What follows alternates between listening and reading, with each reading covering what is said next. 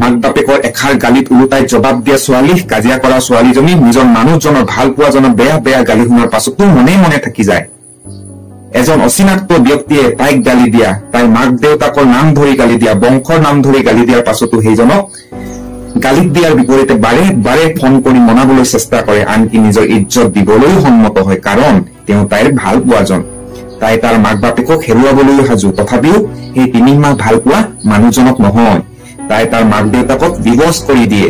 এনেদৰেই ডিভৰ্চ কৰি দিয়ে যে সংসাৰখনত তাৰ মাক দেউতাকে মুখ দেখাব নোৱাৰা অৱস্থা হৈ যায়। নাজানো কি শক্তি আছে সেই 3 মাহৰ প্ৰেমত, এই 30 বছৰৰ প্ৰেমক এৰি দিবলৈও সাজু হৈ যায়, আৰু এইটোও কয় যে মোৰ মা দেউতাৰ লগত মোৰ আৰু কোনো সম্পৰ্ক নাই। তুমি নিজেই ভাবি চোৱাচোন, সেই মাক দেউতাকক যিয়ে নিজৰ সন্তানৰ ভৱিষ্যত গঢ় দিবলৈ দিনে ৰাতিয়ে কষ্ট কৰে, নিজৰ ডেকা জীয়ৰীৰ জীৱনকাল বলিদান দি দিয়ে, সিহঁত কি তাহাঁতৰ সন্তানৰ সুখবোৰ কাঢ়ি ল'বলৈ ভাল লাগিব? বাহ, এতিয়া মোৰ সন্তান কষ্টত আছে, এতিয়াহে ভাল লাগিব?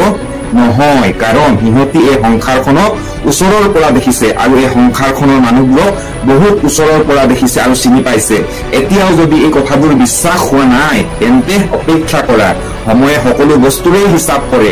এদিন তাইও সেই সময়ত উপনীত হব আৰু এই অৱস্থাবোৰ দেখিব আৰু এই অৱস্থালৈ আহিব। ধন্যবাদ।